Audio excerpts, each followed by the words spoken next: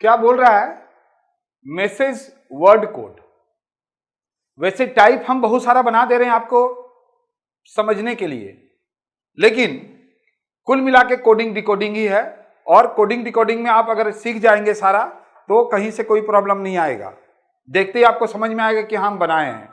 देखिए क्या बोल रहा है, जरा ध्यान से देखिएगा, ध्यान से देखिएगा क्या बोल रहा है। बोलता है इन ए सर्टेन लैंग्वेज, एक लैंग्वेज में ओका पेरू का मतलब होता है फाइन क्लोथ। यानी ओका और पेरू में कोई एक फाइन होगा, एक क्लोथ होगा, ठीक है। फिर बोलता है मेटालिसा, मेटालिसा को कोड में, मेटालिसा कोड है, लेकिन इसका मतलब क्या होता है? क्लियर और वाटर। यानी इसमें कोई एक क्लियर को डिनोट कर रहा है और एक वाटर को कर रहा है। अब देखिए यहां जो दो दिया है, यहां जो दो दिया है, यहां दो वर्ड और ये दो वर्ड में कोई मेल नहीं है। एंड डोना लिसा पेरू का मतलब होता है फाइन क्लियर वेदर। अब देखिए यहां पर एक फाइन तो यहां पर है, ठीक है, और आप देख रहे हैं क्लियर यहां से है। तो बोल रहा है वेदर का, वेदर किसके लिए यूज हुआ है, मतलब वेदर का कोड क्या है, क्या होगा बोलिए? वेदर के लिए डोना। तो वेदर के लिए डोना निकल गया। कैसे? तो बहुत ही आसान बात है जी। देखिए ओका पेरू का मतलब है फाइन क्लॉथ, ठीक है। दूसरा देखिए मेटा लिसा का मतलब है क्लियर वाटर। एंड आप देख रहे हैं डोना लिसा और पेरू का मतलब है फाइन क्लियर वेदर। देखेंगे एक बात का ध्यान रखेंगे कि रीजनिंग में हिंदी इंग्लिश बोल के कुछ नहीं होता है। हम लोग भी कंपटीशन किए हैं, लेकिन रीजनिंग हमेशा दिमाग लगाते थे कि इंग्लिश से किया जाए, जिससे कि आपके लिए आसान होगा। ये आपके लिए एक सजेशन है। अब यहां पर से आपको वेदर के बारे में पूछ रहा है कि किसको डिनोट कर रहा है। बहुत ही आसान, यहां से देख लीजिए, आप यहां से देखिए, पहले इसको देखिए। ये यहां फाइन और क्लोथ है और यहां पर फाइन है। तो देखिए यहां पर क्या मिल रहा है? पेरू। यानी अगर मान लीजिए वेदर के जगह अगर बोलता फाइन का कोड क्या है, तो हम फाइन का कोड क्या बताते? बोलिए, बताते कि नहीं बताते? ठीक है। इसी तरह से अब देखिए यहां और इसमें मिलाइए, यहां भी क्लियर है, यहां पर भी क्लियर है, ये देखिए क्लियर है। तो दोनों में क्या कॉमन है? यानी अगर हमको मान लीजिए आपको अगर बोल देता किसके लिए? क्लियर के लिए, तो क्लियर के लिए आप क्या बोलते? बोलिए। लेकिन यहां पर तो क्या पूछ रहा है? बोलिए, क्या बचा?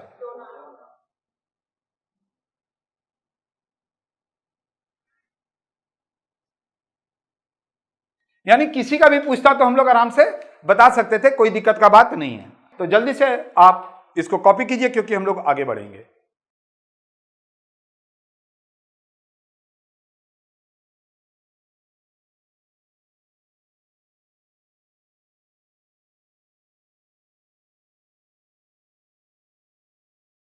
देखो ध्यान से, यहां पर दिया हुआ है इन ए सर्टेन कोड COL कुल टिप मोट का मतलब होता है सिंगिंग इज एप्रिसिएबल। यानी ये तीन वर्ड में कोई सिंगिंग है, कोई इज है और कोई एप्रिसिएबल है। मोट बेग मीन कुछ भी दे जाए ऐसे ही, उसका मतलब होता है डांसिंग इज गुड, मतलब इसमें कोई डांसिंग को डिनोट कर रहा है, कोई इज को और कोई गुड को। टिप नॉप बेज का मतलब है सिंगिंग एंड डांसिंग। तो यहां पर गुड के लिए पूछा जा रहा है। देखिए गुड जो है वो कहां पर है? पहले गुड देखिए यहां पर है। तो अब एक एक करके लिख लीजिए ना, समझा देते हैं आपको।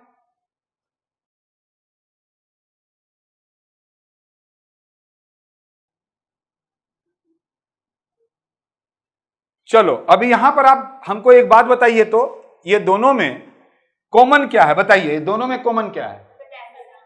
डांसिंग कॉमन है। तो डांसिंग कॉमन है, तो दोनों में कॉमन क्या मिल रहा है आपको? इसका मतलब अगर हम बोलेंगे डांसिंग का कोड क्या है, तो आप बता सकते हैं या नहीं बता सकते हैं? कोई दिक्कत? यहां तक कोई दिक्कत नहीं है। अब देखिए, हमको तो गुड के लिए पूछ रहा है, तो हम अगर इज निकाल लें तो काम होगा कि नहीं होगा? तो देखो, तो अब हमको इज अगर निकाल लें तो गुड का निकल जाएगा। तो देखिए ऊपर में एक बात है, सिंगिंग इज अप्रैल, यहां पर इज है, तो पहले उसको भी हम लिख लेते हैं नीचे में। अब अगर हम आपको बोले ये दोनों को देखो, ये दोनों में इज कॉमन है ना? तो ये दोनों में कुछ तो कॉमन होना चाहिए।